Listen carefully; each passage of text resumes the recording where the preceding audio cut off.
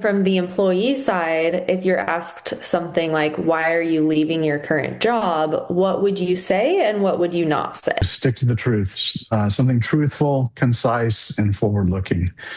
You're looking for growth, better alignment, new challenges, or a different environment. Really avoid venting or sharing confidential details. Can you give us an example of what a good response might look like? Yeah, sure. Something along the lines of, I learned a lot in my current role, and now I'm looking for a position where I can take on more ownership in this specific area. This role seems aligned with that. So something like that is positive and job focused. Yeah, that makes sense. So now to a sensitive one, if an employee was terminated after engaging in protected activity and they're about to sue or they're negotiating a settlement, should they disclose that in their job interviews? This is one that comes up more often than you might think. In general, people are not required to volunteer that information.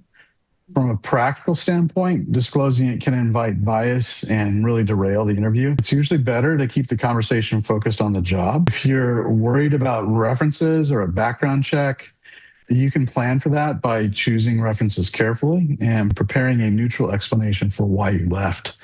If you're in an active dispute, getting individual advice is important because the best approach depends on the specific facts. So then from the employer side, if you suspect that a candidate has a legal dispute with a past employer, can you ask about that directly? Look, that information is rarely helpful. Your goal is really to assess whether they can do this job. So focus on the skills and the experience.